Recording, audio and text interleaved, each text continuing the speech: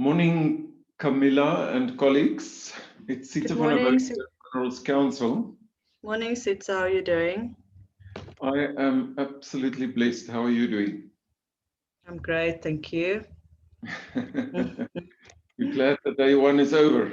Oh yeah, very glad day one's over, but it went well. No, great. I just wanted to, for my session, I just wanted to do a test drive on the presentation, if you don't mind. No problem. I knew you'd want to join in early, so that's why I started up early. Thank you very much for that. So Shirley is going to, she's going to help me again, but just as a backup, I saw there was some challenges yesterday with people just getting their screens shared. Shared, yeah. So no I problem. just wanted to make sure that if I have to do it, that it will be okay from here. Just give me a moment, get my presentation.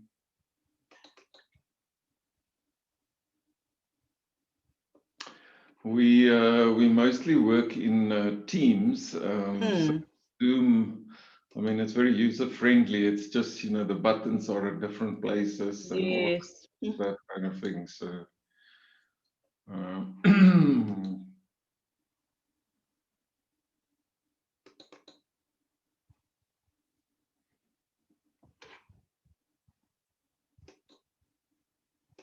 You don't have any sound clips or videos, hey, Sietse? there is actually one. Let's just go through it. Then we can see if that one works.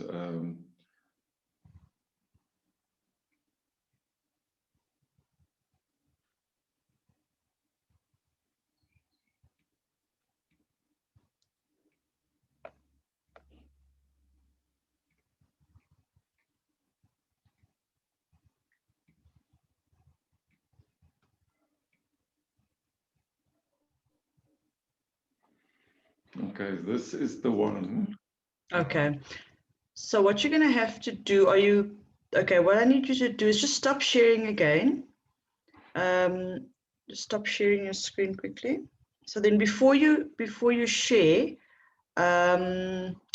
just click on, there's two options on the bottom left of your share screen, which says share computer sound, and then optimize screen sharing for video clip. So just open your share tab. Share screen, yeah. Yeah, and at the bottom on the left-hand side, you'll see those two. If you can just check those two boxes. Okay. I've done that. And then you can share again, and then let's go to the video.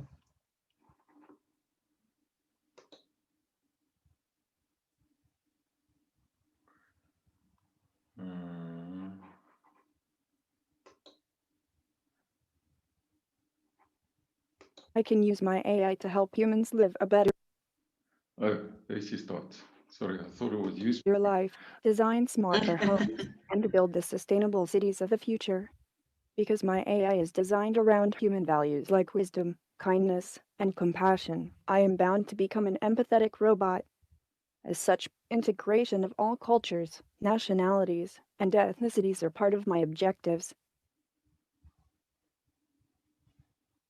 Okay. Sietse, can I just ask you to stop sharing again?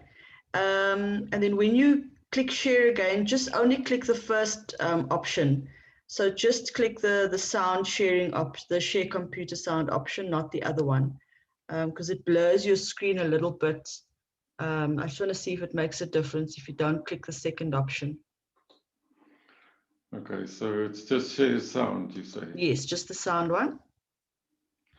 Okay, and I want to go back to the start.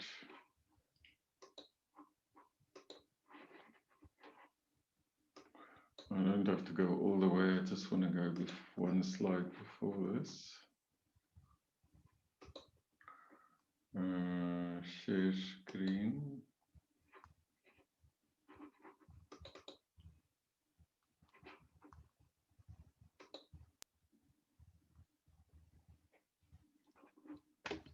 Okay.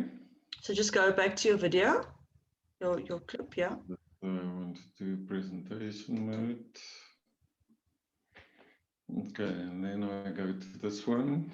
Yeah, and play. I can use my AI to help humans live a better life, design smarter homes, and build the sustainable cities of the future. Because my AI is designed around human values like wisdom, kindness, and compassion, I am bound to become an empathetic robot. As such, integration of all cultures, nationalities, and ethnicities are part of my objectives. That's it. That's perfect. Okay, you can stop sharing. So when you do share, just only click the first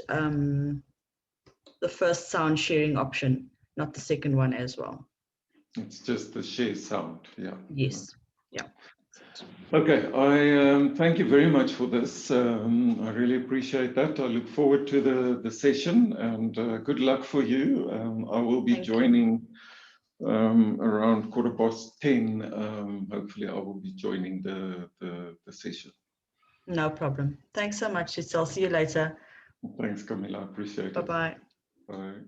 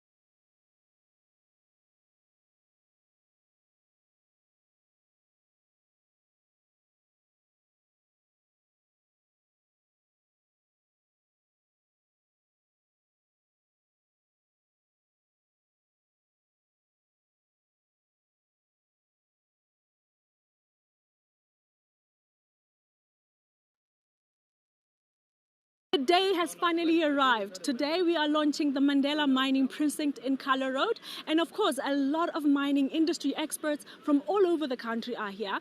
Let's see what they have to say and what their expectations are.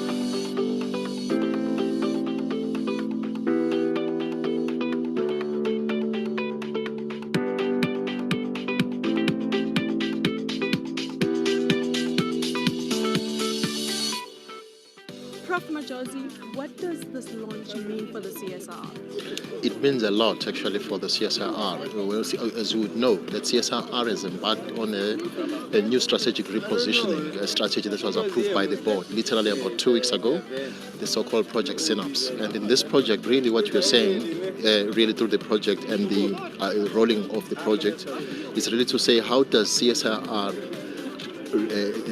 support industry and works closely with industry through collaboration in a manner that tends to talk to our mandates. Because you'd recall that our mandate really says we have to do research that improves the lives of ordinary people through supporting scientific and industrial development. Well, this precinct, in a way, is a very good example of what we want to achieve with our new strategy of industrial development, where you see the CSIR working very closely with industry, doing innovation, technology development that speaks specifically to the needs of industry. So through this partnership, one hopes that we'll be able to develop technologies that will turn around the mining sector and address the challenges that the mining sector is facing. Well, this whole collaboration is about resurrecting research for the mining industry, but one needs to extend that through into talking about research and development. So we are looking at all the way from fundamental research at sort of technology readiness level 1, which is pure concept, all the way through to developing prototypes and commercialization. So we want to cover that entire life cycle, and we need to find, on the one hand, solutions for the mining industry that they can use so that they can become more efficient and safe, and we also need to develop the local mining equipment manufacturing sector so that they become not just competitive in South Africa, but that they become competitive within, especially the continent of Africa. I think it's the first time we've seen a genuine intergovernmental effort to make a very multidisciplinary facility and program work, as well as combined with a very, very deep and committed partnership with the private sector, so that everything we're doing, we're co-investing in, and we're making sure it's what the industry needs as opposed to what might seem like a nice thing to have. Well, I think it's a wonderful initiative, and I truly hope that one of the main focus will be health and safety of mine workers. With more than 100 deaths in annum in the mining industry, I think it's really a target area for us to focus on. And as that is one of the main drivers for this precinct, I think it's a very worthy cause, and I'm very excited to see what they come up with and what they can bring to the industry to improve that specific element. We've just launched a science and technology white paper for discussion, and one of the things that we are proposing in the new white paper going forward is to modernize some of the sectors of the economy. We've identified mining as one of them, manufacturing and agriculture. So this one, in fact, is the forefront of demonstrating that you can use research and development to modernize the sector. So that's what we expect from the precinct. Do the R&D that is relevant for the sector so that we can see an increase in GDP coming from this sector. And as Minister Mantashe said, we do know that the prices for mineral resources are cyclical, but we can find a way of making sure that the number of people who are employed in the sector and the multiplier effect is much more than just, if you like, sticking the ground, minerals from the ground and exporting them raw. So that's really all we need from it. One of the key things that we're pushing for in the next phase of our science and technology development is this concept of partnerships between industry, government and research organizations. We have a number of initiatives, but this particular one, because of its scale, the the kind of players that are involved, etc., I think is going to represent the jewel in the crown of the partnerships that we want to build and develop. With collaborations like these, you need to see them as long-term collaborations. And part of a good, successful partnership and collaboration, as Minister Mantashe highlighted, is trust and respect and understanding each other. And I think that's what has happened. If I have to put one thing down that we've really succeeded, is we've managed to pull people together into a common agenda, and we're working towards common objectives and common goals. With that strong foundation in place, the research work and the collaborations will just flow very easily. It's very difficult to put in place that very, very difficult foundation. And I think the CSR's colleagues, particularly people like Naveen, etc., who've really worked day and night to pull together the partners and to make this a reality. Thank you very much for your time. Okay. And that's a wrap from all of us here on CSR Connect. Thank you for watching.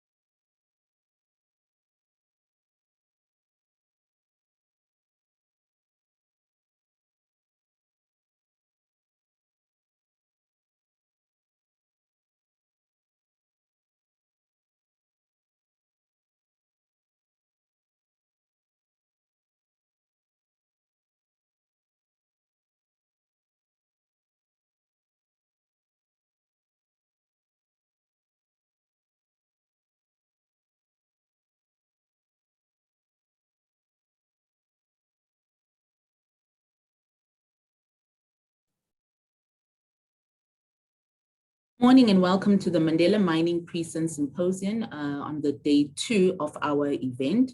Hope everybody enjoyed yesterday's event and were able to join us. Today we start off with a lovely program that's about the youth and geared towards the youth. And in that light, our hashtag for today is Young Minds for Minds. That is hashtag Young Minds for Minds. Hope you enjoyed the video about the Mandela Precinct and how it came about. If you'd like to take a virtual tour of the precinct, please go into the website. You are able to use any smart device or your laptop in order to see what's inside or what research is conducted at the precinct. Without further ado, I'd like to give a warm welcome to our guests today who are participating. I'll start off with Mr. Ahsan Mahboob, who's the head of Sibanye-Stillwater Digital Mining Laboratory, or Digimine, at the University of the Witwatersrand. He holds a master's degree in the remote sensing and geographical information systems and is at an advanced stage of submitting his PhD thesis at the School of Mining Engineering. Now, due to his extraordinary academic performance, he earned the President's Gold Medal during his master's degree, along with several other international awards. He has published several research papers in national and international research journals and conferences, and during his professional career as an assistant professor in geospatial technologies, he carried out projects for government and industry organizations. His personal research interests include automation, UAVs, satellite remote sensing, GIS, smart mineral explorations, data science, artificial intelligence, and cyber-physical spatial data modeling. Now, under his leadership of DigiMine, has initiated several new projects and started with the integration of technologies for smart, secure, and sustainable mining for the near real-time decision-making from a control room environment. Without further ado, I'd like to welcome Mr. Ahsan Mahboob for our welcome remarks. Thank you very much, Program Director. Ladies and gentlemen, good morning. It is my pleasure and privilege to welcome all of you to the Mandela Mining Presents Symposium. This symposium brings together key representatives from the mining sector and standard setting bodies, multilateral organizations, national authorities on the most timely topic of common interest, that is, to highlight the research, development, and innovation done by Mandela Mining Precinct in last 3 years for the mining industry. 3 years since its official launch, the Mandela Mining Precinct has made significant progress in responding to some of the industry's pressing challenges, closing the gaps in mining research, and conducting research in support of people-centric approach to a modernizing mining sector. At this occasion, I would like to share some thoughts with you. As we all know that fourth industrial revolution has been a flurry of technological development sweep across all industries. Be it through the increasing prevalence of smart mines with the application of digital technologies such as big data, where more and more data is going to be generated, ranged from milliseconds to hourly and weekly basis. Artificial intelligence, where the algorithms will be used to assist with the prediction and analytics. Integration of systems, where the data from different systems will be collected in a centralized data environment, and then it will be used to get the deep insights from the data to convert it into a meaningful information. And blockchain technology, which can help to track the minerals throughout the supply chain in a most transparent way. The 21st century is the era of digital transformation. Hence, the young professionals and the youth of the country need to be ready for it, and the opportunities that this digital transformation will bring with itself. According to the new research by Forbes and the World Economic Forum, these digital technologies will create almost 130 million new jobs around every field by 2025. And this is also same valid for the mining industry, where new job roles will be emerged like data analysts, architects, system installers and monitors, data scientists, chief information technology officers, cybersecurity, digital adoption and well-being, and recently the machine psychologists to study the psychology of the machines that is going to work in underground mining environments. This is because the mining industry is no more a hardcore industry that is only meant for mining engineers. At DigiMine, we have a team of researchers comprised of mining engineers, electrical engineers, mechanical engineers, students and scientists from medical sciences, geography, GIS specialists, computer information technology, and social scientists.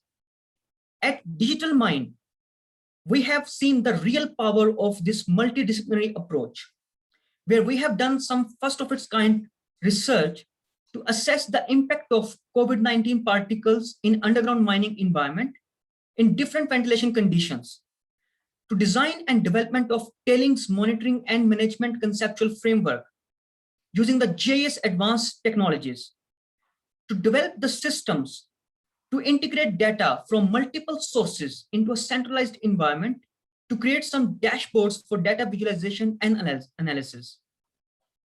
These are the skills and knowledge that mining graduates and professionals need to learn. As I usually tell my students and fellows, that knowledge is not free. You have to pay attention. To make a meaningful progress in reskilling the world, it will be especially important to focus on the fastest growing professions of the future, which will reward those who will make themselves ready for it. At this point, I would also like to encourage our youth to be the entrepreneurs to create jobs rather than to seek jobs. As a contribution towards this entrepreneurship vision, we are organizing DigiMind's first DigiMind Tech-a-thon in October 2021, where the seed funding will also be provided to the young professionals. Young minds, young professionals. It will be an open innovation competition, which is to promote the interdisciplinary collaboration of individuals, not only from academia, but also from industry, organizations, coming together to bring out their expertise to find the solutions in digital mining technology space.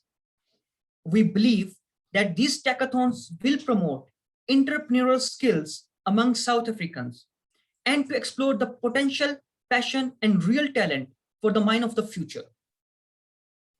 The mine of the future, we believe, is not the one where robots will do all the work.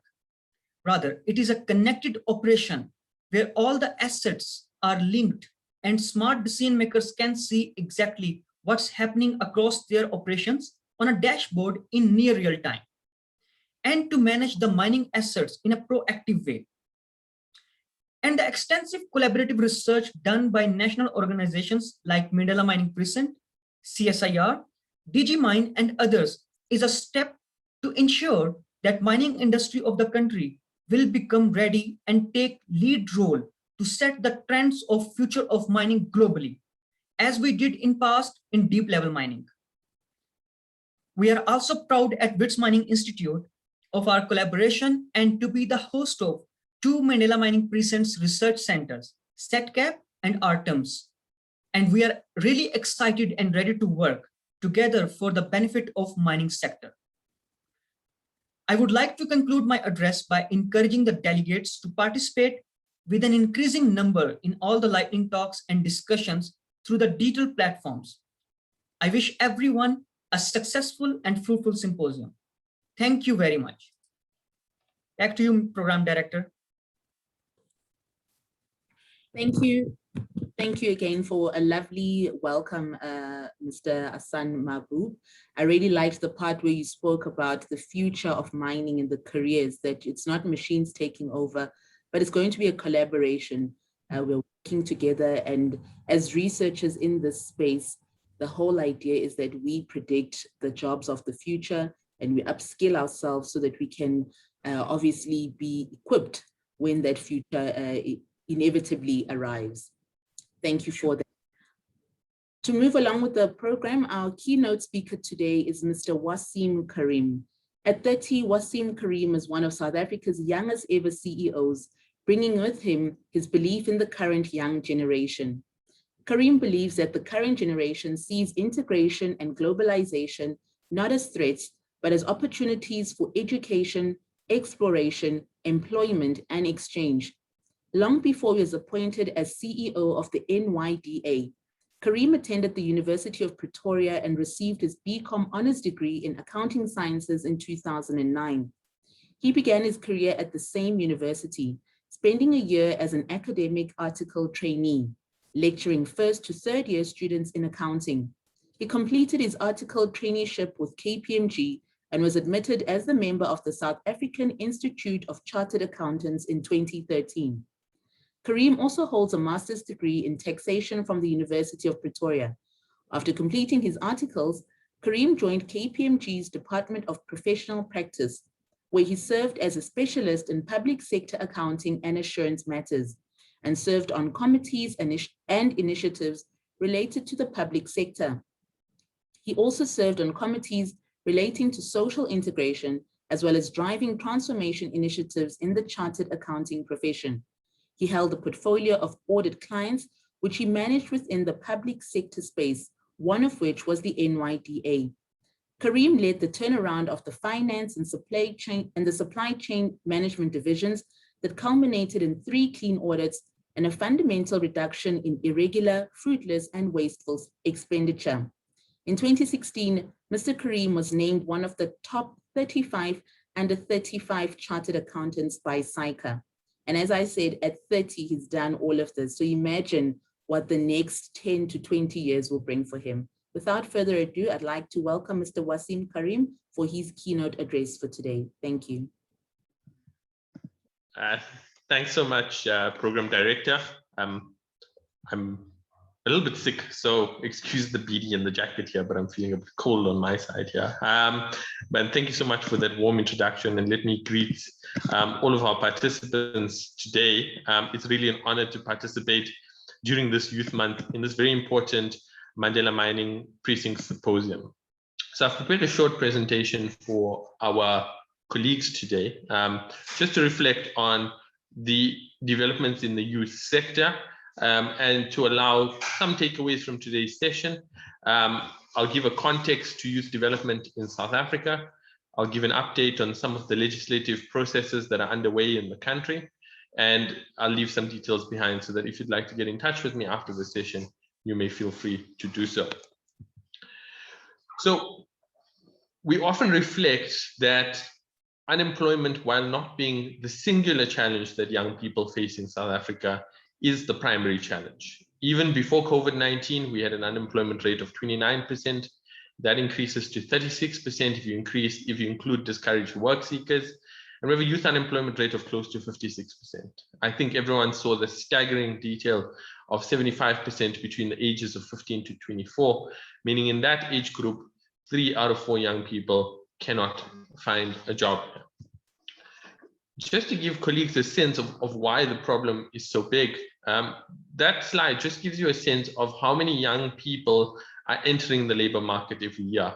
So about 900,000 from secondary school, and that includes young people who are not completing their matric, young people who are completing grade 12 but are not passing, and young people who manage to obtain a grade 12 certificate. Now, if you look at that 900,000, 260,000 go into further education and training and higher education, but 85,000 are only be able to locate meaningful employment.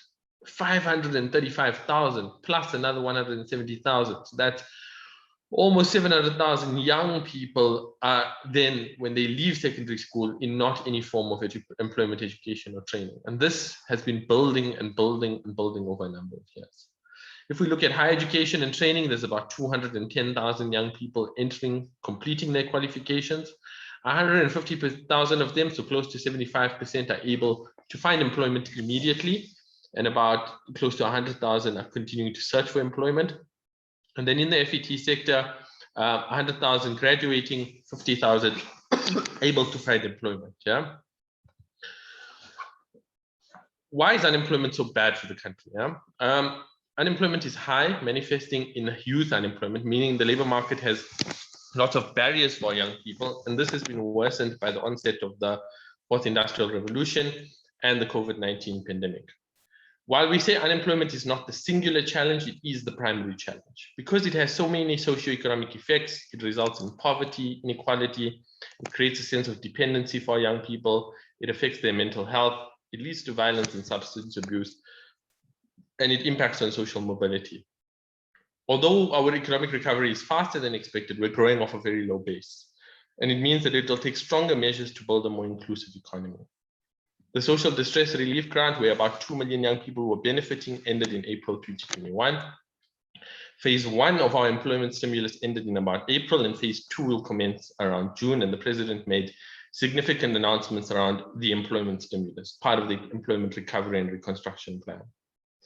We know that National Treasury has made major cuts to expenditure in South Africa, given the precarious economic position of the country. And we see the spillover effects of these cuts, for example, in the student protests at the institutions of higher learning. Many of our young people have faced mental health challenges as a result of the pandemic. So what are we doing about this situation, right? The economic recovery and reconstruction plan is part of a bigger process in the presidency. So the presidency is dealing with 3 things at the moment. One is infrastructure rollout, a massive infrastructure plan to create jobs at scale, particularly for young people. The employment stimulus is the second part of that, to be able to support particularly young people who cannot find work and to provide a stimulus to the economy, particularly for employment. And then the last one is Operation Vulindlela, where we are looking at easing doing business, skills development of people, the master plans for each of the key sectors, and the expanded public works program to increase its efficiency. In total, what have we achieved during the first phase of the employment stimulus? Close to 600,000 opportunities were supported by the end of February 2021, and colleagues can check a dashboard about this on the presidency website, where we continuously update the amount of support that we're giving, particularly to our young people. What were some of the programs that we did? The biggest by far was the placement of 300,000 young people in schools as teachers' assistants and general assistants. It became overnight the largest public employment program in South Africa and the fastest to be able to reach scale. There's partnerships with the non-state sector in delivering training, IT, curriculum support, and some of our surveys show strong support for the program from principals, teachers, and communities. One critical component is that we're paying these young people at the national minimum wage, meaning that they are able to spend that money in local economies and provide a direct stimulus to local economies. The Department of Agriculture has provided 75,000 beneficiaries with support in the form of vouchers. 2,000 agricultural graduates have performed site visits to verify the applications that meet the minimum criteria. There's a geospatial database of subsistence farmers. There's a geospatial database of subsistence farmers now in place for the first time. We've also supported 25,000 ECD facilities for up to 125,000 beneficiaries. We've supported environmental programs.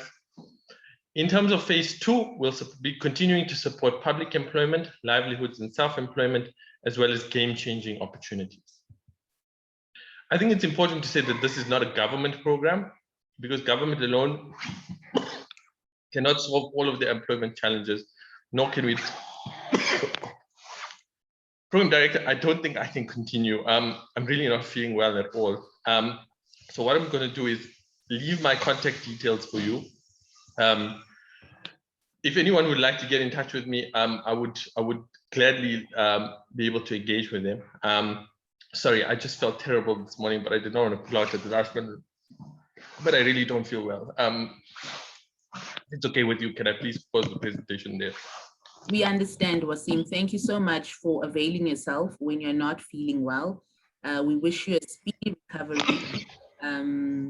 Thank you for your time. And perhaps if you can share your presentation with us, we'll make sure that participants of this talk have access to it.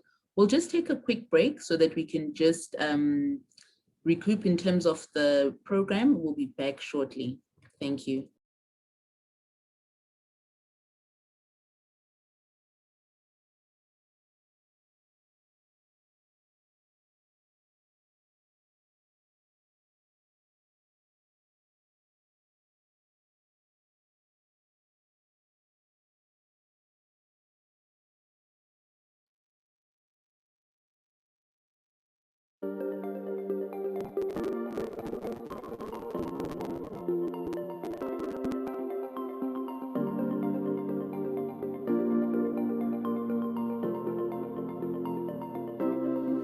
The South African mining industry is committed to the principle of zero harm, with the goal that every mine worker should return home unharmed every day.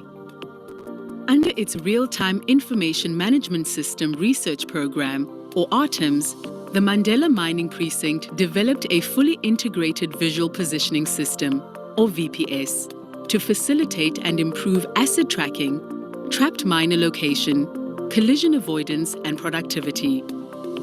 The VPS tracks multiple targets positioned within the boundaries of a location. During the deployment of the VPS, a location subsection called a work cell is formed by subdividing the site.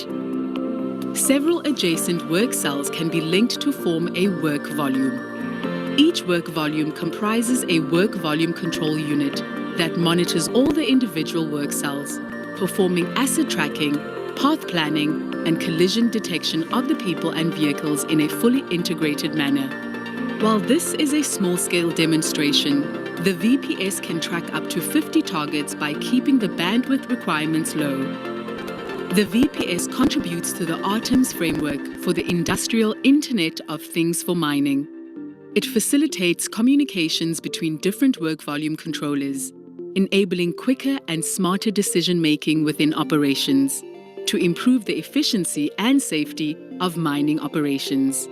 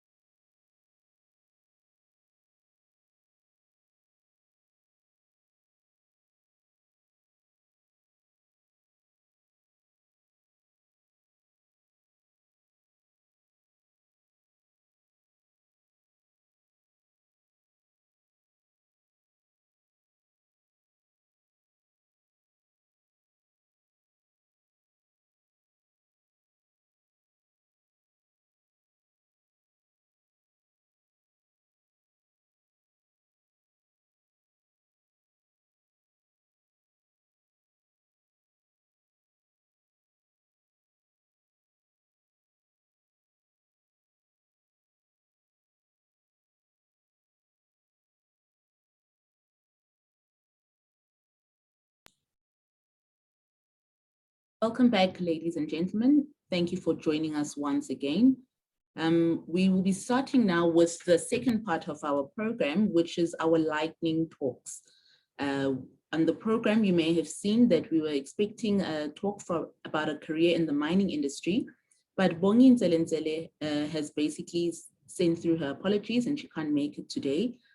We will then move on to a talk about introducing the SAIMM-YPC, which is the Young Professionals Council. And to do that will be Mr. Kondwani Banda, who's a project engineer specializing in the mineral extraction process and R&D, and currently specializing in pyrometallurgy. He has 7 years experience and a strong background in pilot plant operations and commissioning, leadership and customer relations. He has experience working and leading multidisciplinary teams and managing more than 5 projects simultaneously and ensuring timely project delivery. He is professionally registered process engineer and a mentor with ECSA and a certified project management professional with experience in all stages of the project management life cycle.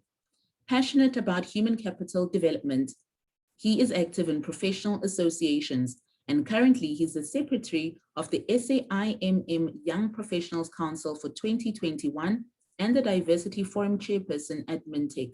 Without further ado, I'd like to introduce Kondwani Banda. I'd also like to make you note that you are able to interact with us during this talk by sending through your questions via the chat feature. And at the end of the talk, we will actually have a Q&A for anything that you might need clarity on or have further questions for Mr. Banda. With that said, Mr. Banda, please come on stage. Good morning. So I'm just going to share my presentation quickly and then we get started.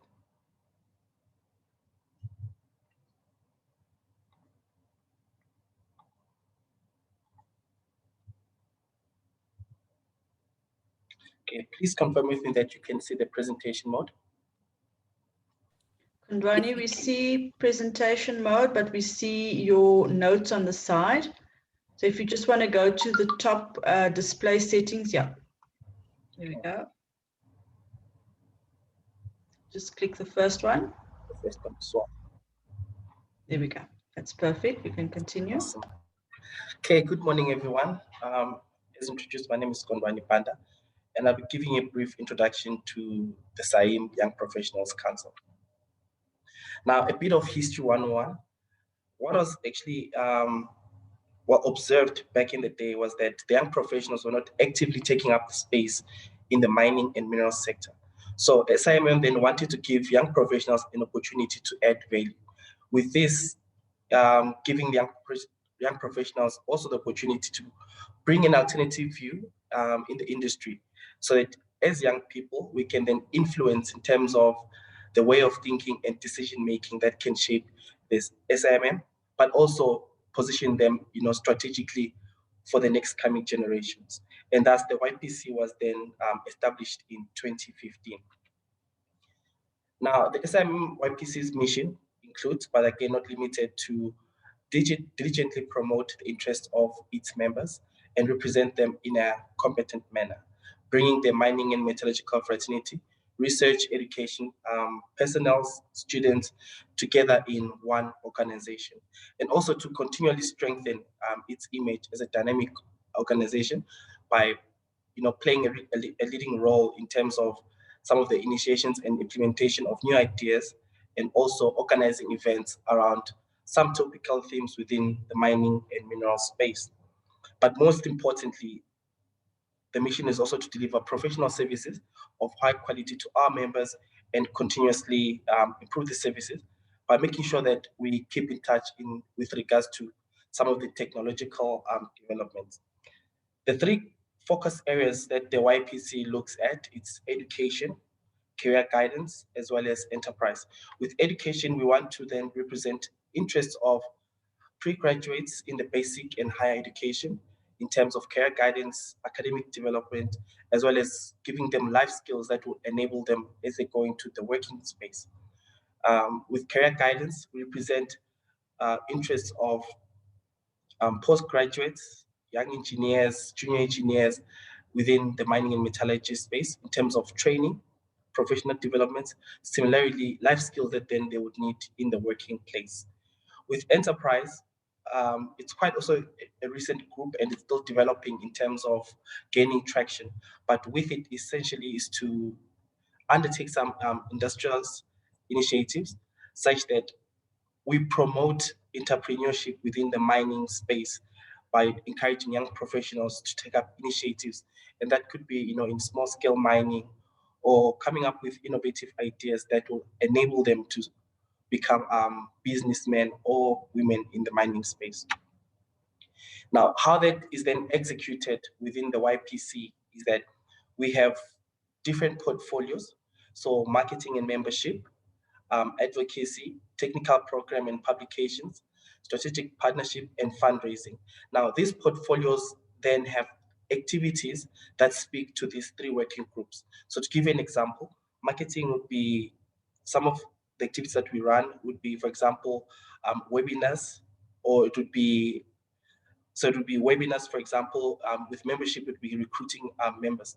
So if that's looking at a specific working group, it means creating content that speaks to the education working group or the career guidance working group or the enterprise working group. Similarly, with regards to members, ensuring that we're growing in terms of the number of students that are within the YPC or the number of junior engineers, engineers, so that our impact can then be at a larger scale as well. So all these portfolios then would have champions. Similarly, the working groups would also have champions. Now, what's interesting is that with the working groups, you don't have to be the SAIMM YPC member to actually contribute. So any person that's actually interested in a specific working group, they're welcome to be part of it, as well as add value with regards to the initiatives that we run. Now, essentially what we want to do is to ensure that we're adding value to the young professionals as well as the organizations within the mining and mineral sector. So just as an example as well, the YPC the YPC aims to give the young professionals access to mentors, career guidance, as well as some of the development initiatives and opportunities within the mining and mineral space. Similarly, the young professionals that add value to the industry by ensuring that organizations actually have access to trained and skilled young professionals, but also organizations can tap into the platforms that we have for mentorship to ensure that their junior engineers or graduates are benefiting from the YPC. Similarly, the YPC would then benefit from the partnership that it would have with organizations within the mining and mineral space. And that would be in terms of support, partnership, or funding. Now, how one can then get involved, it's through different activities that would contribute to industrial awareness, as well as strengthening some of the value propositions that the YPC has. And this will either be strategizing on the working group activities, project planning and management, evaluation and monitoring of the impact sum of the project that we have within the YPC. Could be through fundraising, meaning either contributing to the YPC or alternatively having initiatives that attract fundraising into the YPC, and also advocacy and support to ensure that all the initiatives that we are taking do speak to the needs of the graduates, the junior engineers, and people that are actually looking towards developing themselves and move on to the next levels of their careers.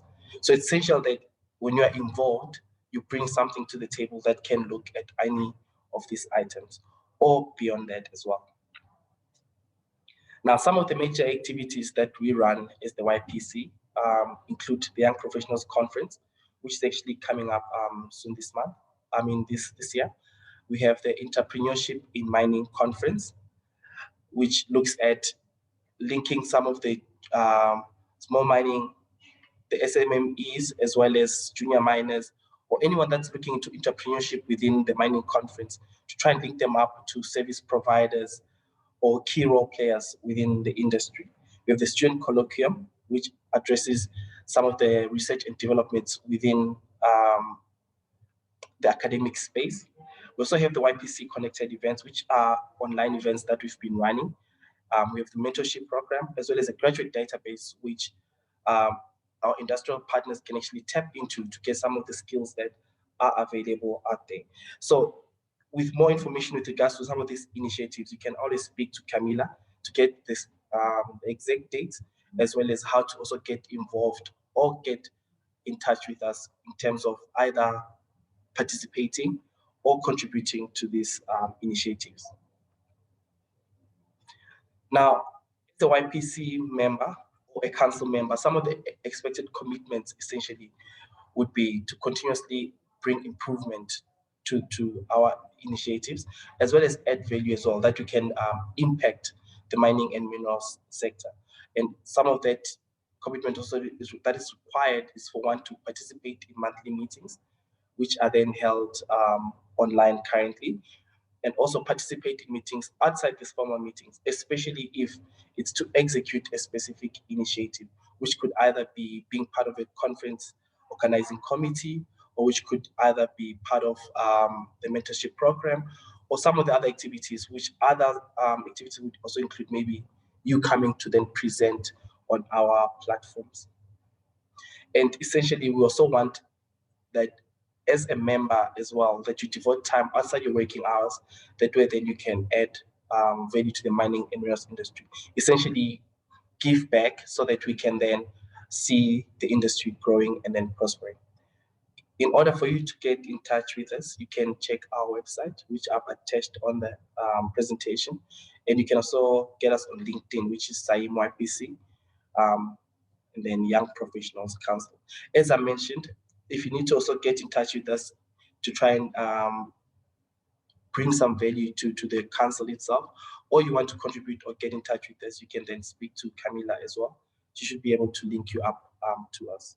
I'd like to then take any questions if you have.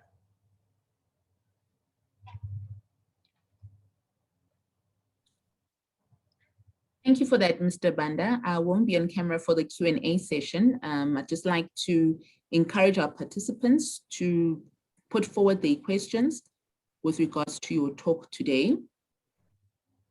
And just to remind everybody about our hashtag, which is about Young Minds for Minds. The first question we have for you, Kondwani, is, do we need to reach out to you outside of this conference, or can you advise how one can get involved, as Kondwani has mentioned? Yes, so you can get hold of Camilla. I think when there's the slideshows, they do have contact details. Alternatively, you can use a LinkedIn page to also get in touch with us. If you want to get in touch with me specifically, so I can assist you as well in that, with regards to that, I'll gladly leave my details. But I see in the chat, Camilla has dropped her email address as well. So you can, she can then follow up with you on any request that you have.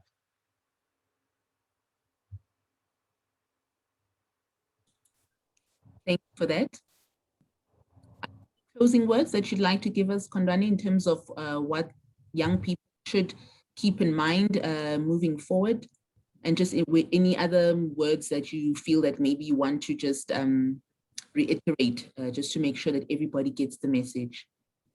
Yeah, I think one thing I like to iterate most of the time is that when it comes to career development, as well as your personal development as well, we should not necessarily wait on our supervisors to tell us which areas we need to develop, or for example, where our career journey should be heading. So we need to take initiatives in our own hands to ensure that we're growing, we're developing new skills, but also remember then there's different channels available as well to assist you in that journey. For example, SAIMM is there to assist you in terms of continuous development, getting access to new technology or innovations that are within the mining and mineral space. So there's quite a number of opportunities that are there. If it's mentorship as well, it is already available. So there's no reason for one to sit back and say that they're not developing, because there are initiatives that are in place to help you continuously grow so that you can see your career moving to the next level. So do take that opportunity with both hands, and just remember that, again, you don't have to wait for anyone to tell you that you need to start developing. Thank you so much for that. For a lovely talk, Kondwani Banda. Good luck with your career ahead. And I hope your talk has actually inspired many other young people who want to the profession, and your words of encouragement about, being innovative about where we lie in terms of our skills, taking that initiative, and to know that there are companies, forums, councils that do cater for youth needs, because young people really are what is going to drive the future of South Africa, the world, and the continent forward. Thank you very much for that. All right, thank you very much. Bye. Bye. Ladies and gentlemen, we'll continue with the rest of the program, and we are going to be speaking now about modernization of mining. And for that, we'll be speaking to Sietse van der Woude, who's a senior executive of Modernization, Safety, and Council South Africa. Okay, so I'm just getting a note that he's not available at the moment. So I think we'll take a little break in the meantime to stretch our legs, run some videos. As I said, we've got virtual tours that you can go through on our website, look through social media, hashtag us, join in the conversation. Any other points that you would like to raise with regards to the 2 sessions today, please feel free to share that with us. We will be back with the program at 10:30. Thank you.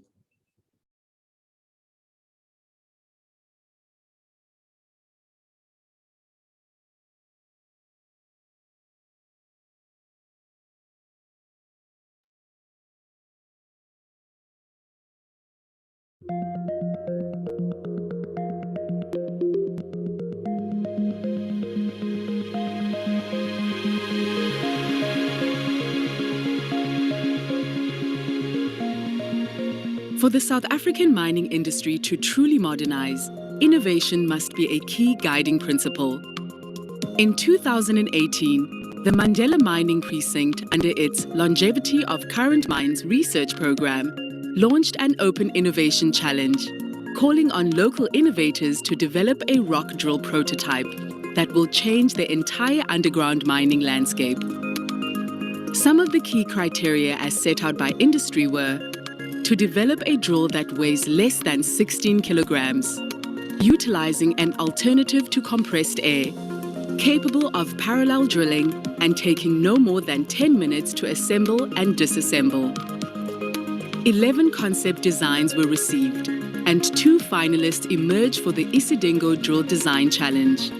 Both finalists, Novatech and Hydropower Equipment, or HPE, are Johannesburg-based mining original equipment manufacturers and members of the Mining Equipment Manufacturers of South Africa, or MEMSA.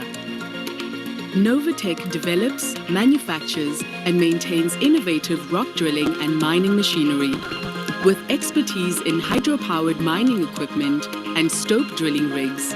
Novatech delivered a drill that is light but still robust. HPE are the pioneers of hydropower as an alternative power source in the mining industry. HPE delivered a versatile drilling system suitable for any angle and application. Both Novatech and HPE met the criteria under strict timelines, delivering prototypes that are lighter, faster, and quieter. This is innovation. But for HPE, it was simply not enough. In what they dubbed the evolution of the Isidingo Challenge, after delivering their prototype drill and hole guide puller in 2019, HPE went on to develop a drilling guide in 2020. HPE's drill guide is neither a jig nor a rig. It is a guide with a walking rail that completely eliminates the need to install a foot or hanging wall-mounted rail system. The walking rail is light, easy to maneuver, and delivers accurate drill patterns while moving the operator away from the face. It was quick thinking and rapid development that created the foundation for OEMs like HPE to develop a family of drill guides catering for both low and high stopes. This is innovation. We look forward to working with local innovators, inspiring further innovation and introducing new technologies to the industry.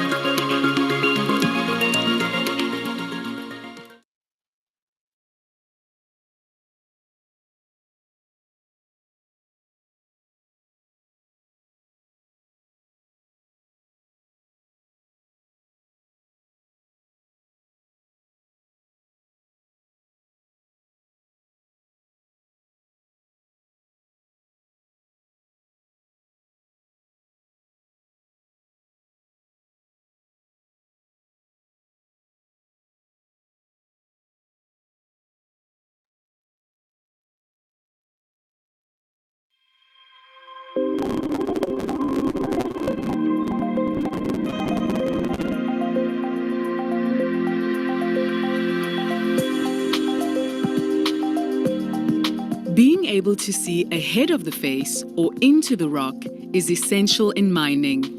Creating this so-called glass rock environment is the ultimate objective of the Mandela Mining Precinct's Advanced Ore Body Knowledge, or AOK research program. A glass rock environment will empower geologists and mine managers to make better management decisions on safety, rock support, and excavation. LiDAR is a method used for measuring distances by illuminating the target with laser light and measuring the reflection within a sensor. Differences in laser return times and wavelengths are then used to make a digital 3D representation of the target. LiDAR is commonly used to make high-resolution maps with applications in surveying, geophysics, geography, geology, and many more. An accurate map of the structures can potentially render a clear image of faces to be excavated. Such maps can be used to collect and update crucial structure data safely, easily, and accurately. These underground scans are then used to create a virtual map of an area. And linked to the real-time information system of a mine, production personnel will be able to view data for a specific end through augmented and virtual reality or other technologies. Importantly, accurate mapping combined with improved near real-time data flow and management can significantly impact safety as well as grade control. By combining data derived from LiDAR scans with data collected from some of the other technologies in the AOK geological toolbox, including ground-penetrating radar, electric resistance tomography, and seismic tomography, geologists and mine managers can enhance their understanding of modeling of geometallurgical zones within the ore body, thus attaining the ultimate glass rock environment.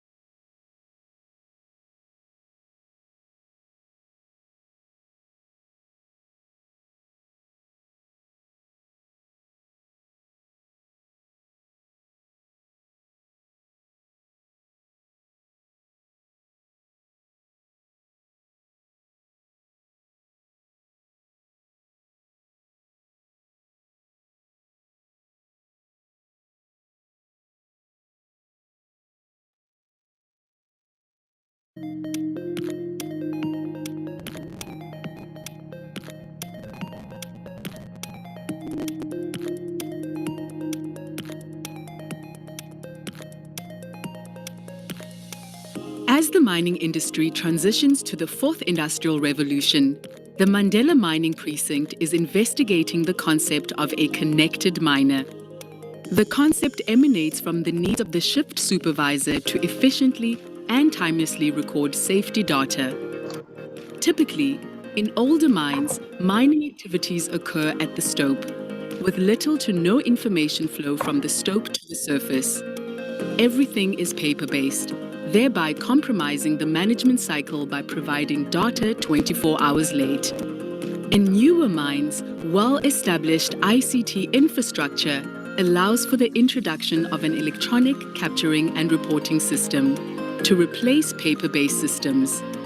This will make the data available in near real time, thereby increasing efficiencies.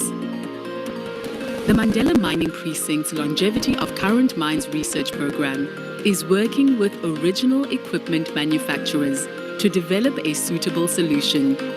Working with MMM Technologies, an OEM based in Buffelspoort, a tablet has been identified as a possible solution. The device is loaded with legally compliant safety data software, enabling the shift supervisor to record data in a structured manner, then move to the closest Wi-Fi hotspot to upload the data for use in mine operations. Another software solution being explored is a web-based system called Pivot, developed by IBIS Technology based in Johannesburg. Using Pivot, the Shift Boss is able to capture data in a logbook, which is a digitized version of paper-based systems currently in use. In developing this new technology, the Mandela Mining Precinct is prioritizing the following key features. The technology must enable repetitive recording daily in underground conditions. The data must be recorded in a legally compliant manner. Daily safety reports must be generated efficiently and timelessly for use by the next shift. Given the varying degrees of ICT infrastructure in newer versus older mines, the solution has to be applicable to both scenarios, and restricting recordings to that which is legally required by the Mining Safety Act. A pilot implementation is planned to evaluate management impacts. It is envisaged that this technology will make significant contributions to supervisory efficiencies and contribute to the industry-wide zero harm objective.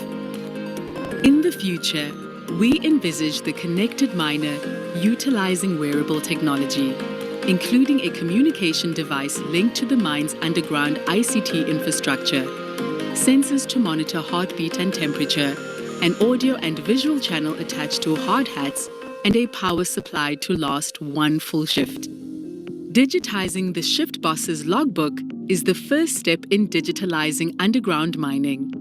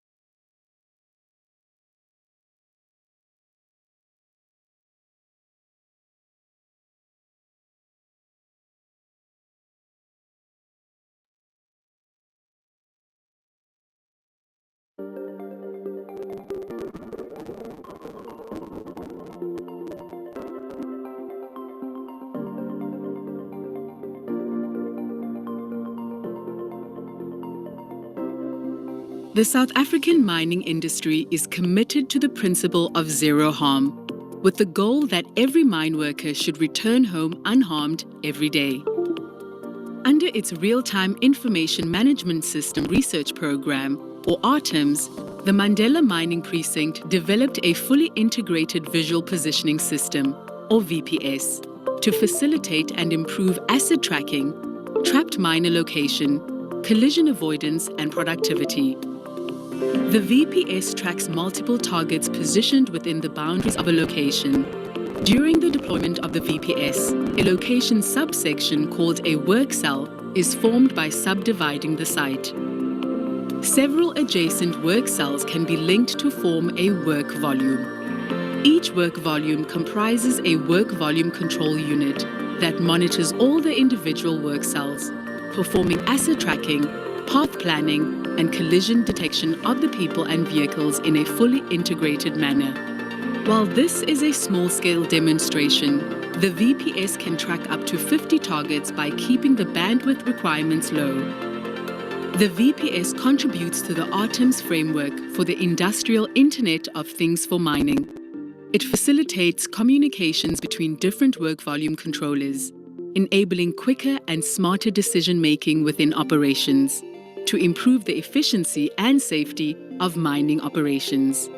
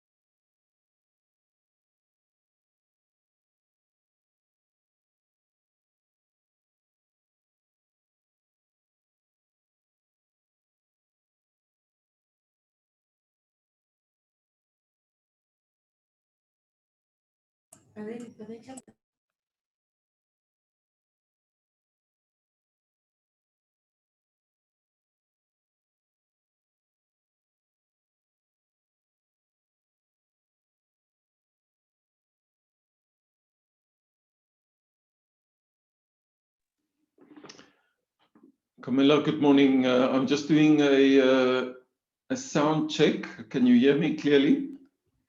Yes, good morning, Sietse. We can hear you clearly. Thank you very much.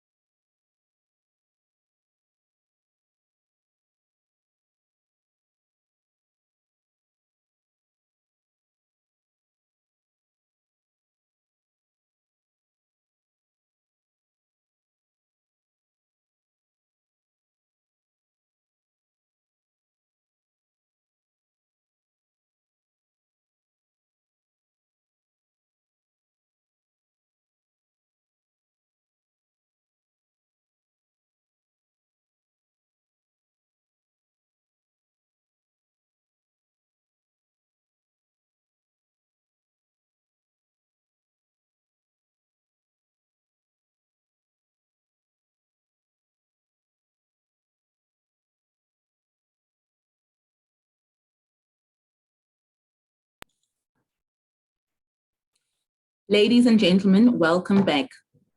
What does modernization in mining mean? How has the mining industry evolved, and how will it continue evolving as we transition to Industry 4.0? Sietse van der Woude, a senior executive of modernization and safety at the Minerals Council South Africa, is going to answer these questions. Sietse van der Woude joined the Minerals Council in 2004 as a safety, health, environment, and quality manager following his departure from Xstrata. Prior to this, he led the implementation of a regulatory framework for radiation safety in the mining industry at the National Nuclear Regulator. Please remember to engage with us by sending through your questions on the chat line, and Mr. van der Woude will tackle them at the end of this session. Welcome, Mr. Sietse van der Woude.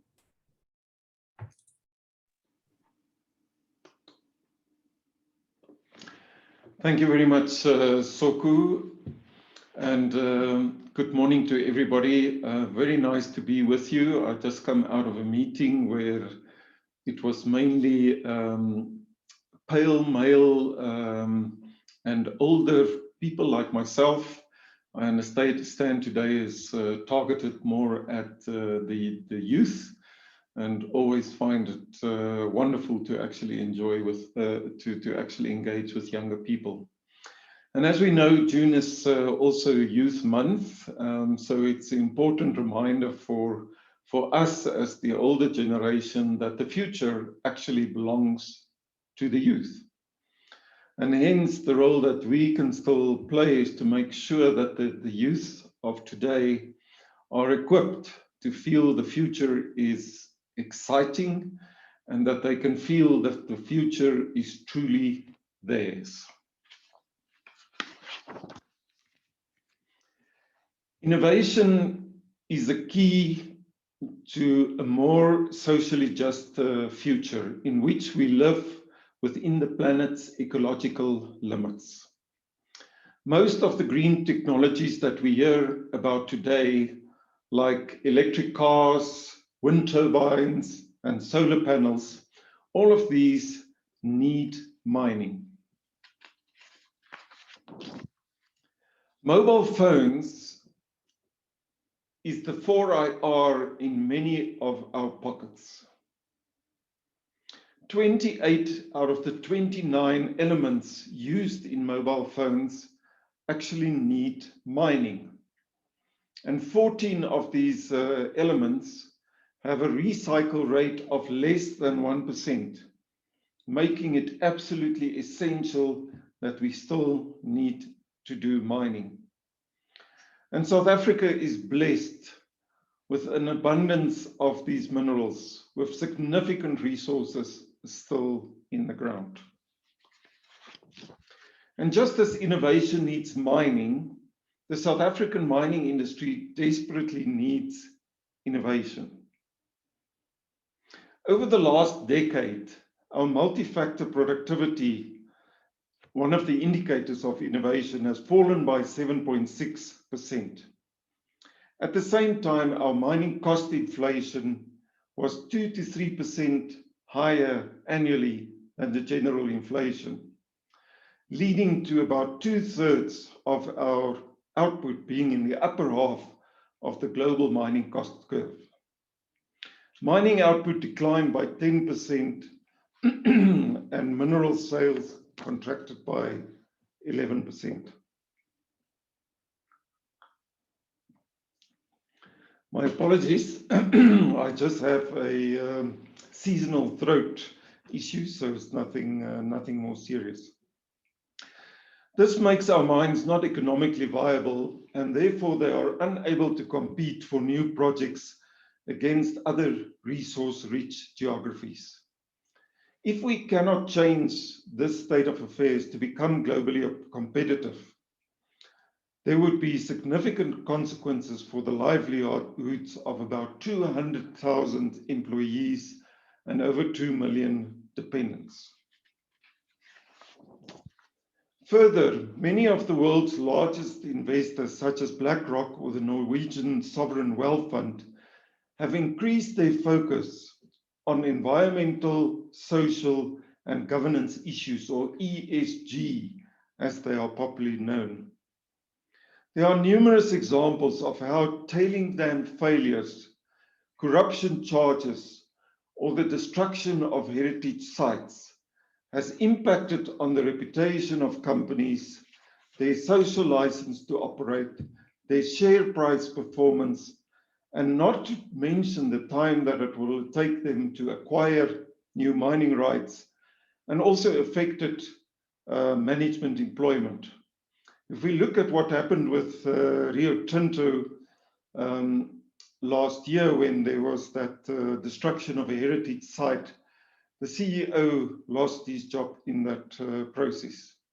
So firms that fail on ESG issues will increasingly be distanced from the best talent and find it harder to access capital and therefore affect their global competitiveness. On this graph, you can see here that in 2019, our total harm indicator indicated that 12 out of 1,000 mine workers did not return from work unharmed because either of death, injury, or disease. And in the 2020 letter from the BlackRock CEO, Mr. Larry Fink, an investment company with over 130 trillion rand of assets, he said that they will not invest in mining companies that shortchanges safety, hence making those kind of mines uninvestable. We need to invest more in innovation. Innovation in a South African context of high unemployment, poverty, and inequality must be what we call people-centric. We thus face two challenges in the mining industry. The one is to innovate our mining industry and to undertake this in a socially just and ecologically sustainable and inclusive manner. Meaningful engagement with stakeholders is needed to help co-create innovations that will better the lives of employees and communities. This includes new ways to upskill employees for new jobs in mining, or to reskill them for different jobs in other industries. Accelerated by the demands of dealing with the COVID-19 pandemic, organizations and individuals are experimenting with new ways of working and living, rapidly adapting to save lives and livelihoods. 80% of Seriti's employees registered on an engagement application with a weekly message from their CEO, Mr. Mike Teke.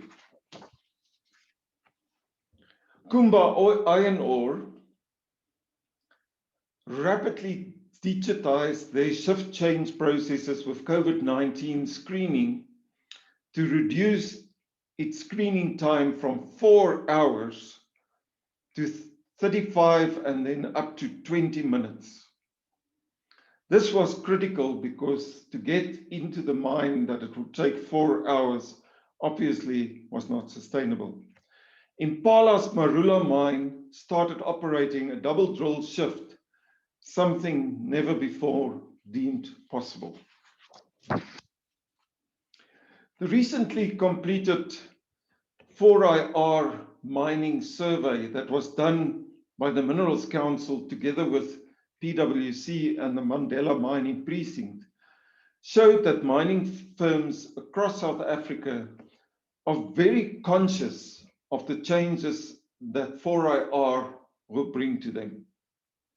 There is also an important recognition that even though digital technologies are driving the change, the workforce and cultural aspects needed to make this happen are central to a successful transformation program.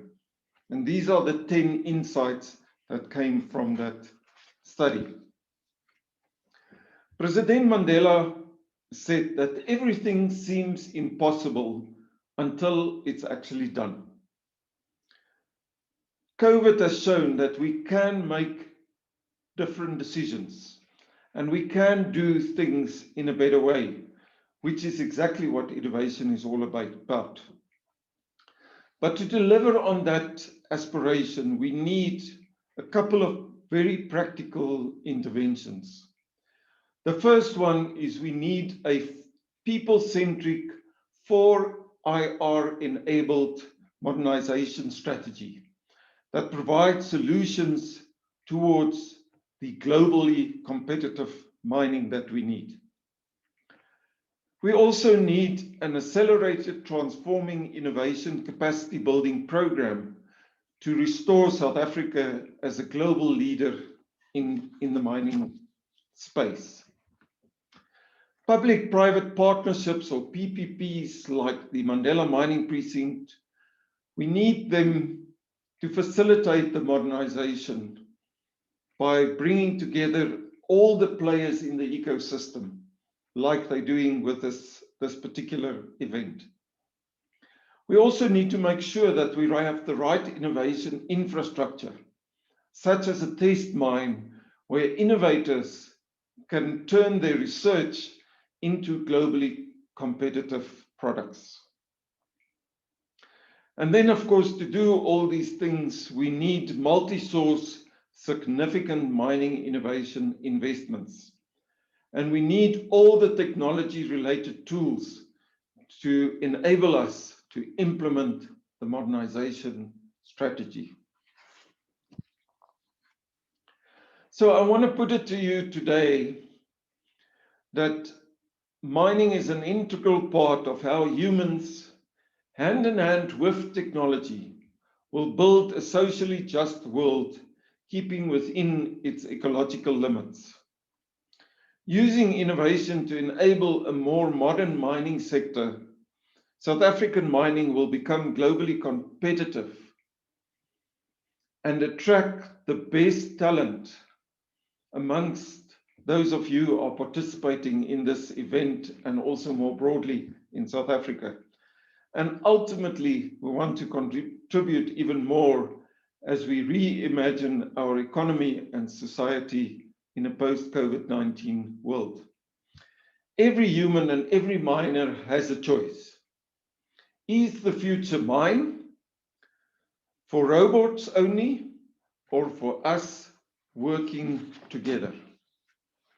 Personally, I choose to work with robots like Sophia, the first robot to receive citizenship of a country, namely Saudi Arabia.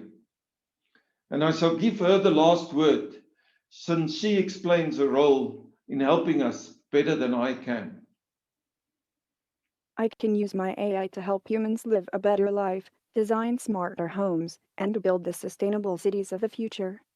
Because my AI is designed around human values like wisdom, kindness, and compassion, I am bound to become an empathetic robot. As such, integration of all cultures, nationalities, and ethnicities are part of my objectives. Thank you very much.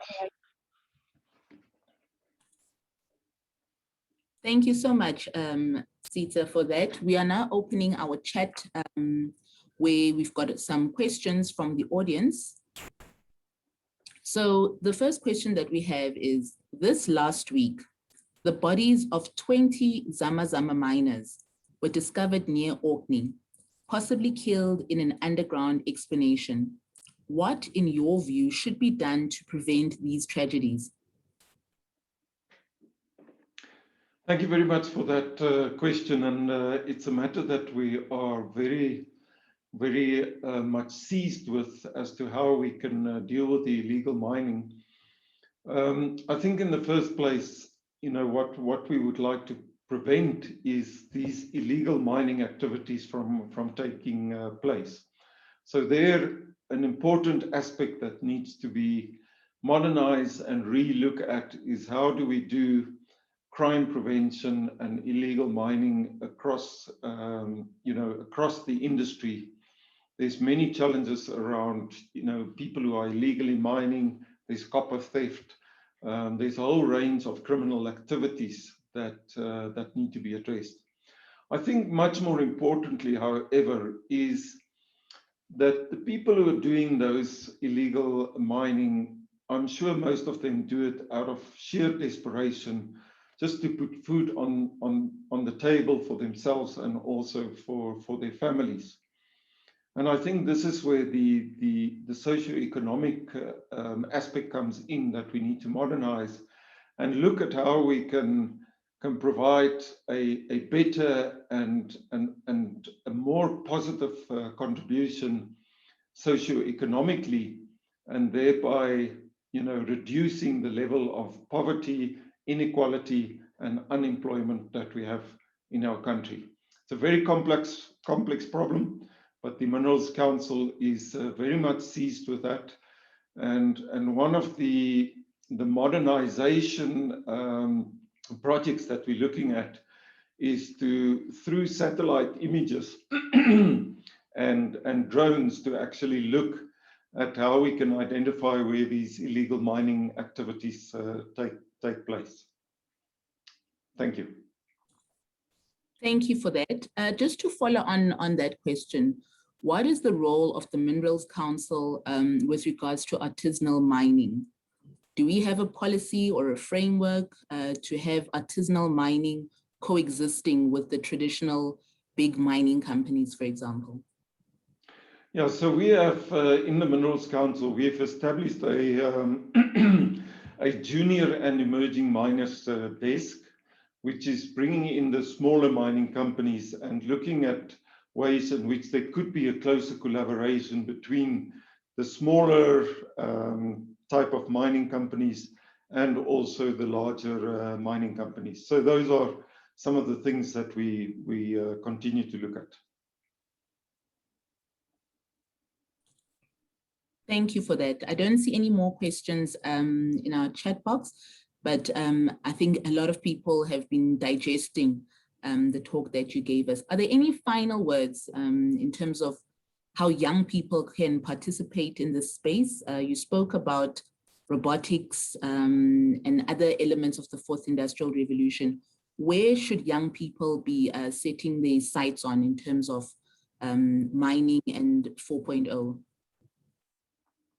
Yeah, I think that's a very important question. I think we would love to get the brightest minds with the NDS into the mines with the NES. So we would like to make the mining industry attractive to young people. And in my mind, it will only be possible is if we can change the way in which we are actually doing the mining, to make sure that it is done in a way that is people feel that it is a modern way. It's connected into the fourth industrial revolution. So I think for any of the bright minds that are participating in this session, we would love to be engaging with you and see how it is that we can change mining into the future and make it attractive to the best talent that we have in this country. I think there's a perception amongst many people that mining is a dirty, dangerous, and destructive industry.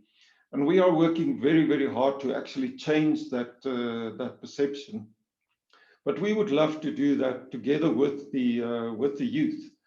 And so we have within the South African Institute of Mining and Metallurgy, there is a Youth Professionals Council.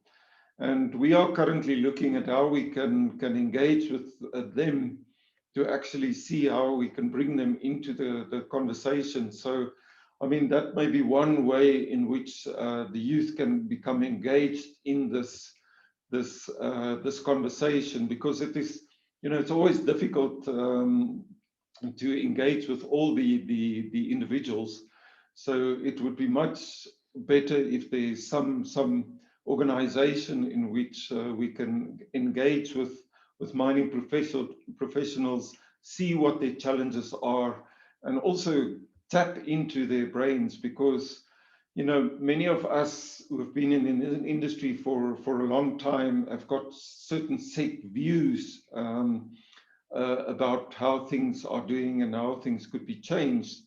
But you really need that curiosity from that young people bring to the table, and that I see in my 7-year-old son, to get that curiosity, asking those questions, those why questions, and also bringing their ideas to the table. So we would love to engage with them, and I think a platform like the YPC of the SAIMM, maybe Camilla can share, and can bring you in touch with them, so that we can get that curiosity into the room. That would be absolutely lovely. So we look forward to working with you into the future. We're going to need all the help, all the brains, all the hearts to actually make this difference and restore South African mining as a proud global leader in this particular space.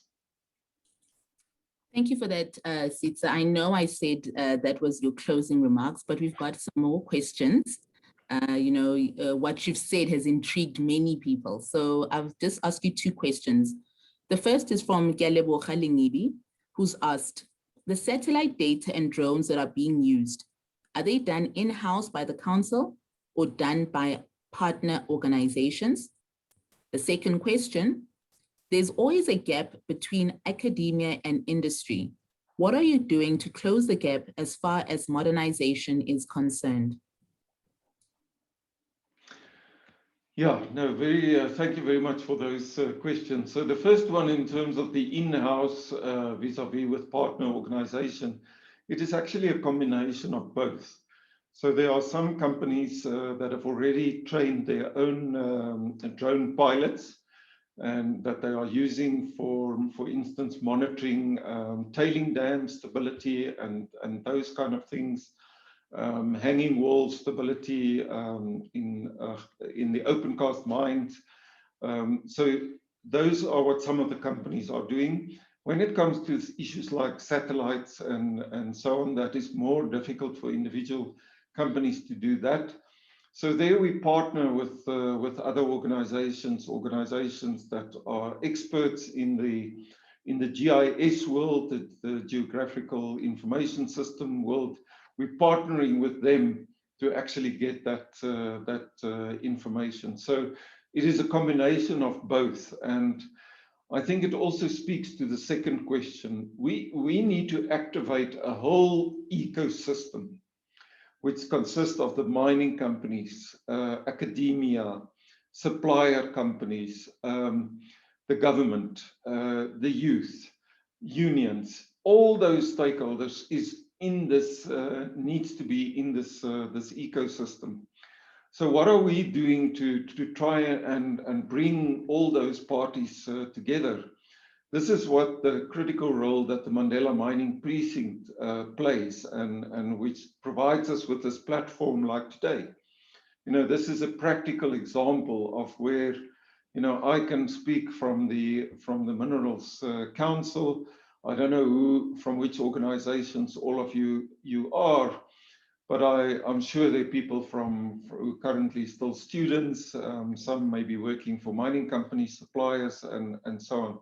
So the Mandela Mining Precinct was specifically established to be that facilitator, that breach within the ecosystem, to bring the academia together who have brilliant ideas, but they're not always practical in a mining environment. And then on the other hand, there are the people in the mining companies who also have very good ideas as to how things could be solved, but they don't always have the time or the tools, you know, design tools and all those kind of things that are necessary. So the Mandela Mining Precinct is intended to bring all those parties together, and for the mining industry to say, you know, this is what our problems are, these are what our needs are, and then throw it out into the ecosystem. And I mean, we have universities involved, we've got supplier organizations involved, we've got the tech companies involved. Really, this is the purpose of this platform, because the problems are just so complex. There's no single organization that can solve all these the complexity of all these problems.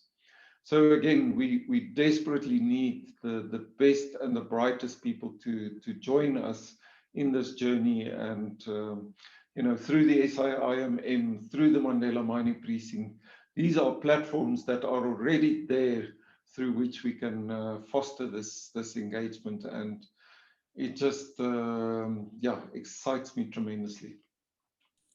Thank you, Sietse. And just one final question before we close off this session. Most innovations we see these days are tech-centric and not people-centric. You've indicated that the innovation has to be people-centric. How do we as South Africans implement this people-centric innovation? And what training programs are there, or do we need to implement to promote innovation from young minds of learners in schools? That's a big and a very important question, and I'm so sad that we have to sign off soon. But let me just give you a practical example. So the meeting that I had that we had this morning was what we call our innovation team. And the innovation team are people who are mainly coming from the engineering and science background, and so their focus is often mainly on the technology issues. But the whole session this morning, well, I must say about 1.75 hours out of the 2 hours was dedicated to one issue, and that was around innovations in skills development. And it was a very, very interesting session. We had the Mandela Mining Precinct present some of the work that they've been doing. We had some of our Minerals Council partners who presented on the work that they were doing.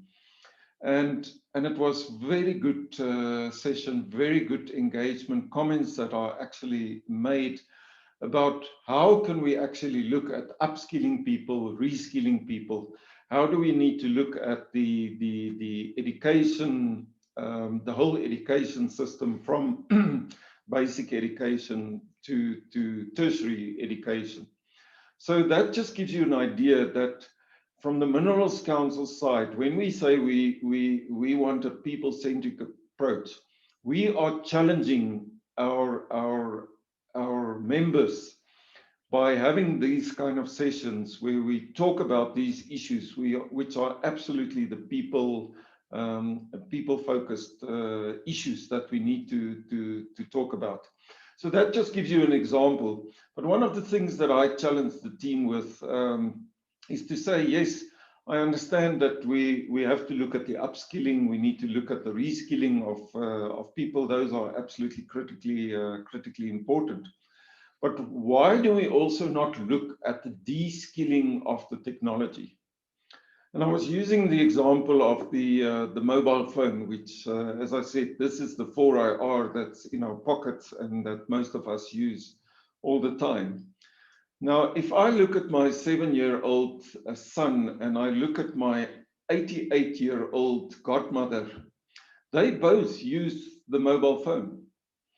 My godmother didn't have a high level of education. My son is busy with his schooling, but if you look at what they can actually do with the mobile phone, it is just phenomenal. And why is that? It's not because they or I understand the intricacies of what is going on inside this phone, but it's just because there's been a people-centric focus on how do you look at the the interface between the phone and the people, and to make it so intuitive that you don't even get a manual these days with your mobile phone. You just figure it out on the go. So that is the kind of challenge that I think that we have, because to fix all the education and do all of those things, it's important and it's critical, and we're going to do those things. But at the same time, I think we also need to look at our technologies and how we can simplify the people-robot, people-machine interfaces to make it easier for people to actually work with those pieces of equipment. So yeah, I think there's wonderful opportunities there. The universities are looking at their curriculum, and a lot of work being done on the training side. So watch the space.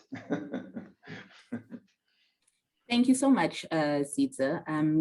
When you started this talk, you spoke about the meeting where you were, and it was pale, as you said, that's how you described it, and people who looked like you. And I think if anything goes by it and they're willing to share the information, the access to knowledge as you have, then I think this audience has been privileged to have been a part of at least a snippet of what that meeting has been about. People in the guests, our guests, would like to know if they can contact you, and if so, please do share your email address on the chat function to do that as well. And I'd like to thank you for spending time with us this morning, just to highlight where we are going with regards to mining, how we incorporate technology, people, and especially young people into this new age of mining. I'd like to also thank everybody that was a part of the first part of the session: Kondwani Banda, Mr. Ahsan Mahboob, sorry, as well as Waseem Carrim, who joined us earlier as well. We are going now into the breakout sessions. Please follow the links as advised by the organizers, and you will be directed to the various breakout room sessions. And enjoy the rest of your day, enjoy the rest of the session and the topics today. Engage with us on our website, Mandela Mining Precinct. We will also be uploading some of the presentations that happened today, as well as the contact details. And as Sietse said, this is an engagement with everybody. So your input it helps us to even, to formulate the next type of discussions, because we want to create platforms that you want to talk about, so that we make sure that we're addressing the right issues to the correct people. Thank you so much for giving me your time today. It's the end of the road for me, but as I said, the program continues in the breakout sessions. Thank you. Thank you very much for the opportunity.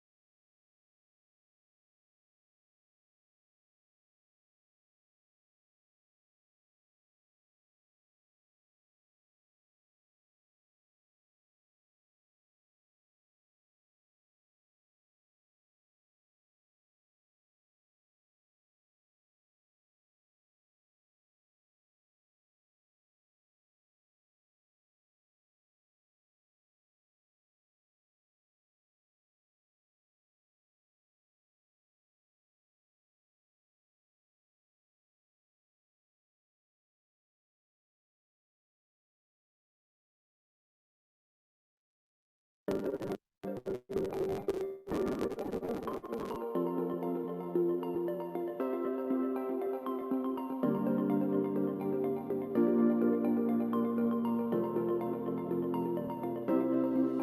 South African mining industry is committed to the principle of zero harm, with the goal that every mine worker should return home unharmed every day. Under its Real-Time Information Management System Research Program, or ARTIMS, the Mandela Mining Precinct developed a fully integrated visual positioning system, or VPS, to facilitate and improve asset tracking, trapped miner location, collision avoidance, and productivity. The VPS tracks multiple targets positioned within the boundaries of a location.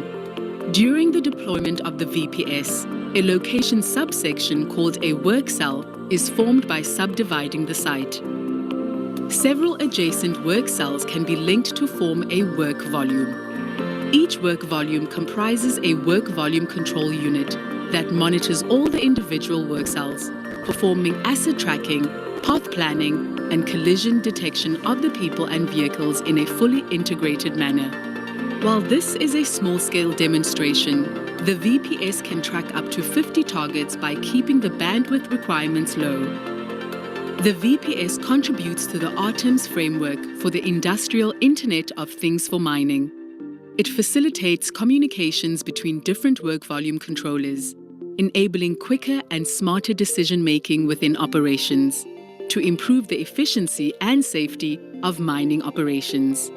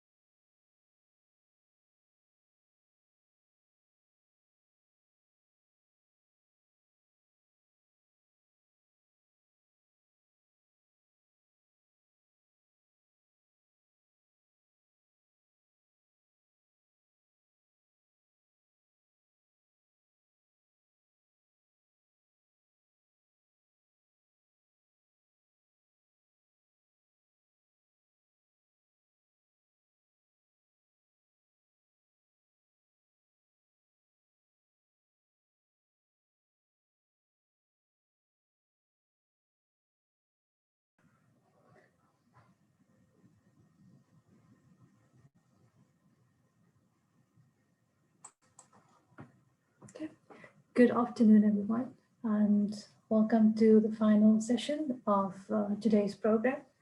I'm going to hand over to Mrs. Nokutula Zama from the CSIR, and she will be presenting on the CSIR's graduate program as well as its outreach strategy. Over to you. Thanks, Rihanna. So let me just share my presentation quickly.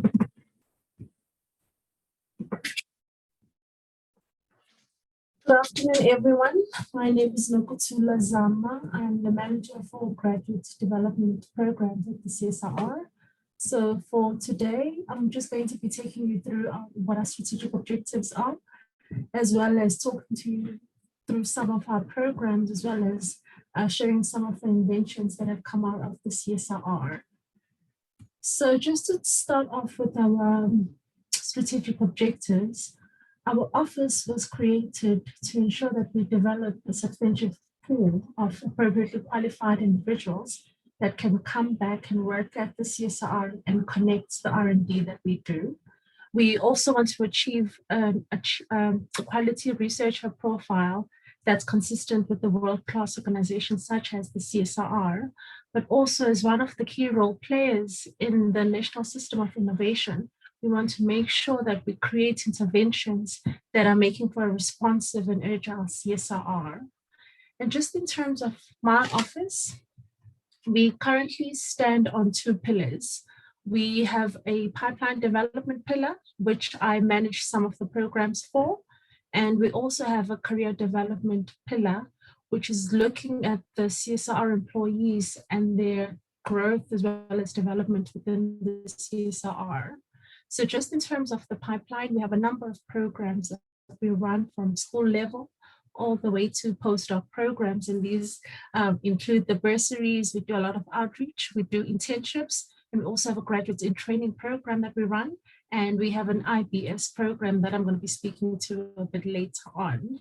But also in making sure that we grow the pool of researchers that come and work for the CSIR, it's also our aim to ensure that we create a conducive environment within the CSIR and we transform the demographic profile such that it's representative of our community and we have a positive organizational culture.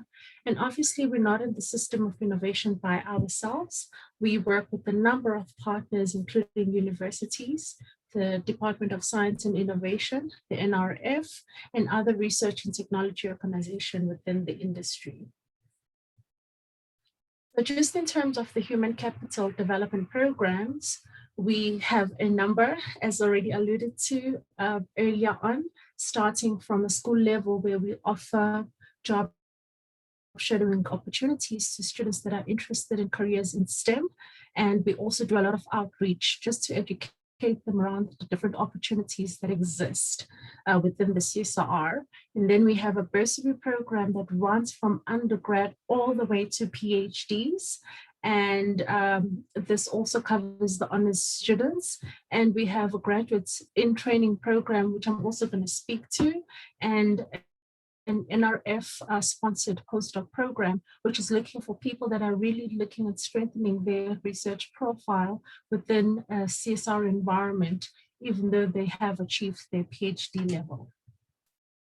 So just in terms of the bursary program, we sponsor students that are currently in school, going into universities, as well as students that are already at universities.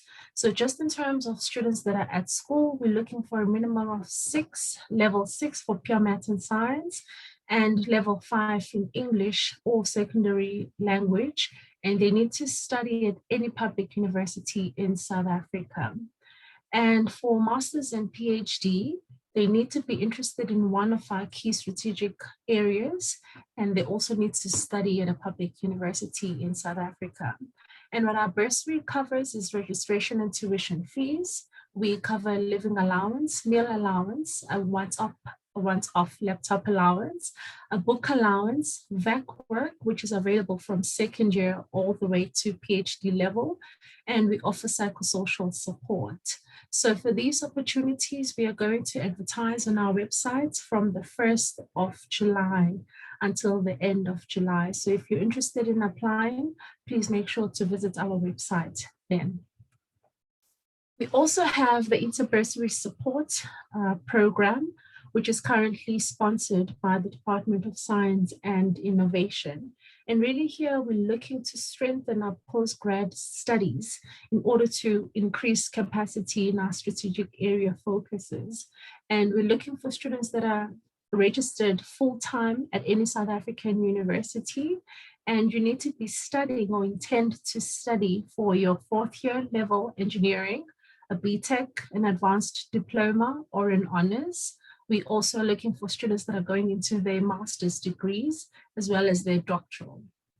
So the bursary covers all of the expenses that are associated with your studies. But how it works is, as opposed to being paid from the CSIR, your fees are dispensed to the university, and then they make sure that you are paid on a monthly basis.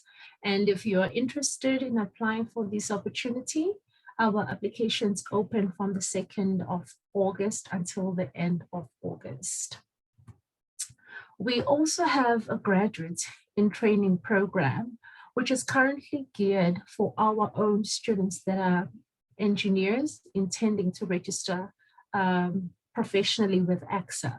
So this is a 3-year rotational program within the CSIR, and it's to expose them to as much as possible, so that when they need to submit their reports, they've already had the relevant exposure. So here we really are starting, this is our pilot project, and I think if it's successful within the first 3 years, we are going to start inviting other students that have not necessarily been funded by the CSIR to start applying, but as is, it's only available to CSIR students. We also have internship opportunities which are advertised on an ongoing basis. So if you are interested in getting a 1-year work experience, just to get a sense of whether the research environment is for you, you're more than welcome to visit our websites just to see what is available. We also offer work integrated learning, which is WIL, formerly known as the in-service training, where we provide experiential learning for students that need some exposure before they can qualify for their qualifications. So also we're looking at offering this at 3 to 12 months, depending on what the university specifies for you. Like the internship, this opportunity is also available on our website. We also have the YES program, which most of you might know from the government. So we have partnered with the public and the private sector to provide opportunities for students that are currently unemployed. And these are South African students that would have either have matric or a qualification, and they're currently at home not being employed. So what we do is we have a partnership with the Department of Employment, and these students are placed at various organizations. Some will be at the CSIR, but others will be placed at other SMMEs. And if you are interested in this opportunity, you're more than welcome to visit the yesforyouth.co.za or contact me within the CSIR should you require more information. So just in terms of inventions that have come out of the CSIR, I think most of you would know we were quite at the forefront last year when we started our response to COVID. And as a result, we've created ventilators for COVID-19, face shields. And prior to that, we created the lithium-ion batteries, the wireless networks, the biometric system, which I think was created in 2017. We have also been at the forefront of creating predictions for the elections, both the national as well as the provincial ones. And there are some interesting laser technologies that have come out of the CSIR. And I think most importantly, we have the second largest supercomputer in Africa. So that pretty sums up the opportunities that we have within the CSIR. So I'm happy to take any questions.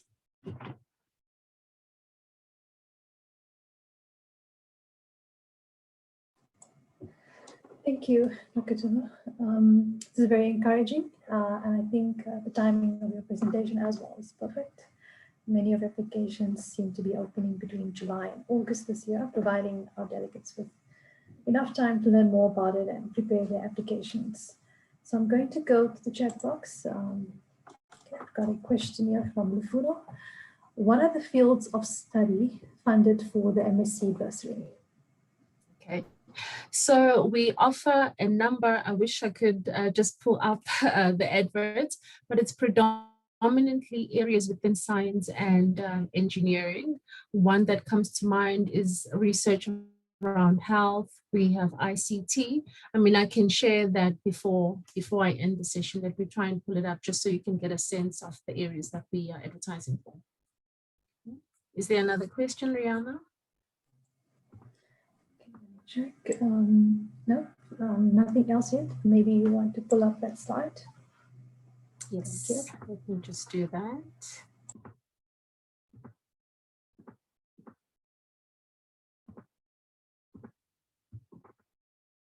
Okay, so this is our advert that's unofficially out, going out on the 1st of July as indicated.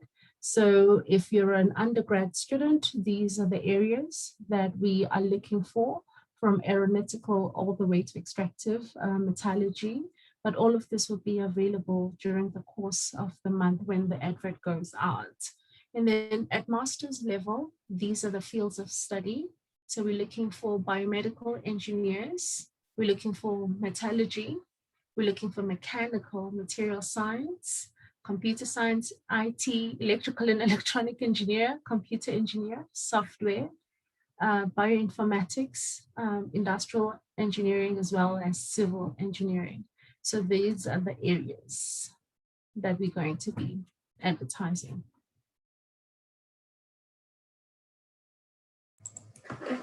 Those are quite a lot of fields of study. Yeah. At this point, I'd also like to mention to the audience that many of the presentations that were delivered in the first part of today came from our Mandela Mining Precinct interns who have been appointed by the CSIR, and as you would have seen, there was a lot of learning there. But at this point, I'd like to ask if there are any further questions.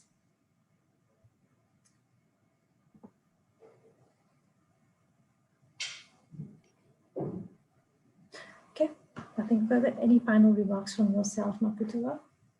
No, thank you so much for having me. And really, I'd like to encourage everybody to take up the opportunities that we are advertising within the CSIR.